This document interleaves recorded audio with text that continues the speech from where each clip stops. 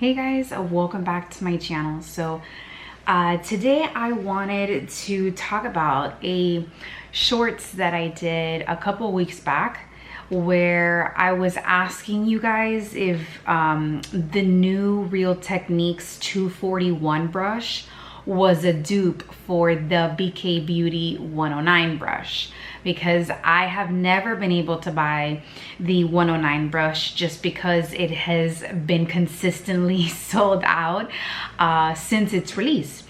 And the fact that it went viral on TikTok didn't help either. So when Real Techniques released this brush, I was like, wow, that looks very similar to the BK Beauty 109 brush. So I kind of asked that question in the shorts, and I kind of did a little first impressions on using this brush with my one of my Merit blushes. And it applied the blush pretty well, seamlessly. I was fairly happy with it.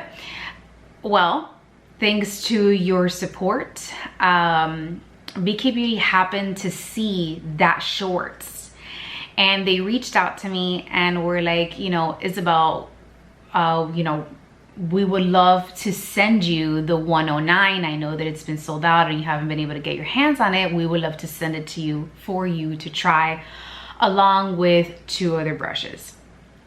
And it was the 101 brush, basically the trio, the 101 brush, the 8509 brush from Angie Hot and Flashy, and the 109 brush. When I tell you that I about face planted when I read that email, I was like, first of all, I'm a little nobody on the internet, okay? I've been here for a long time. But I compared to other channels, the fact that BK Beauty even watched my shorts is, I mean, if I could, I'm probably gonna frame that email and hang it somewhere in my office. Like, I feel like all these huge like YouTube accounts are like these giant peacocks in the YouTube world, and I'm like that random ostrich like in the background, just hey guys, hey. So like the fact that they watched my video, I mean, I was just humbled, I was floored. You know, not only did they watch my videos, but that they would even want to send me their 109 brush to review. I mean, being such a small channel, I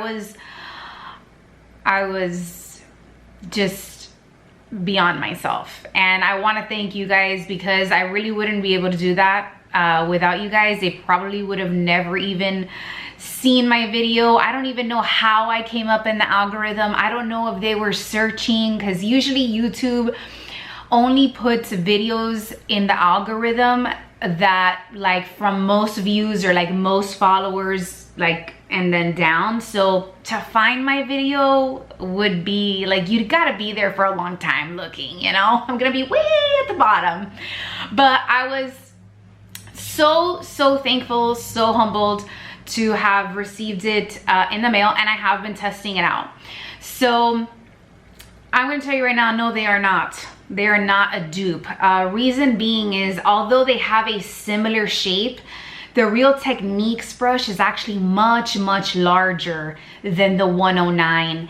And so I'm going to put it for you right here so you can see. The 109 is much smaller in size and a much shorter on the tallest end of the brush, if you guys can see that. So they're the Real Technique one is a little bit more like tapered and pointy at the top, versus the Real Techniques is a little bit more rounded. And again, just the Real Techniques is just much larger in size. And so when using this with blush, definitely the 109 is much better for me, because it's much smaller. It is designed to remain in the cheek area, so you can do a little bit more detailed work with it versus the Real Techniques 249 brush. Because it's so large, it takes up way too much surface area. And so what happens is when I put the blush on here, these taller bristles, because they're much longer and pointier at the top, when I press my blush in this manner and onto my cheeks, I end up getting blush underneath the eye area, which is not where I want my blush to be. So I have like this Tower 28 blush that I currently have on now. It's been a long day at work today, but I kind of wanted to, I'm just gonna do it over my makeup just to show you. I'll look crazy by the end of this video, but that's okay. I just kind of want to show you how this works. So when you stipple this brush in here and you start to work it in, you see how already the blush is too high on the face. And even if, and I only did like a couple of dabs in here, but it just covers too much surface area because the brush itself is very large. Now with the 109, because it's much smaller and denser, that's another thing I wanted. This is much larger, but not as dense as the 109. When I use the 109 in here and I kind of just dab it, because it's smaller, you see how the taller bristles don't reach so high up, so I'm able to control the blush where I want it. That's the reason I'm saying it's not a dupe. This is a much smaller brush, therefore you can use this for blush and other products. If you want to use it for foundation, you can use it for bronzer as well, because it is just smaller all around, and so you can work and you can do detailed work with the brush. I feel that with the 249 brush, it's more of a complexion blush, and because of its size. And so I feel that if you do want to use this for blush, I only find that you would be able to work best with this using a very lightly pigmented blush, and the brush has to be clean. Reason being is when I use this brush clean and I swipe it onto my Merit blush, which is a very light blush that you can build up, versus the Tower 28 blush is a very pigmented blush right off the bat. So you, like, even if you apply a little bit, you're gonna really get a lot of color. You don't really get that with the Merit blushes. The Merit blushes are more buildable.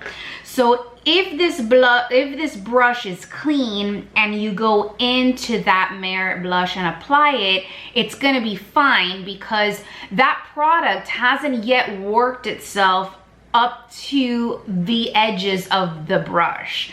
What happens is that if you don't clean the brush and you keep just using it, like the next time you do your makeup and you do the same thing, you start to coat the bristles on the brush. And that's when things start to get a little muddy, because the brush is so large, at least for my face, that I get blush where I don't want it to be. Like, I don't want my blush to be this high under my eye, and I don't want it to be that low in the cheek area, because what it does is it completely overlaps the bronzer or whatever contour shade that I'm wearing. So that is my review and update on the BK Beauty 109 versus the Real Techniques 241 brush. I wanted to update you guys on that video that I did, because for those of you who also haven't been able to get your hands on the 109 brush, don't rush out and buy the 241 brush from Real Techniques because it's not gonna be the same. Now, don't get me wrong, this is a good brush. It works great, just not for what I thought I was gonna be able to use it for, which was for blush. I was looking for something similar to the 109, and I thought this was gonna be it, and it wasn't. But the Real Techniques brush is very good. It's just, I would use this more for a complexion product, like applying foundation, or maybe applying a setting powder maybe under the eye, because it does cover that area pretty well, you know.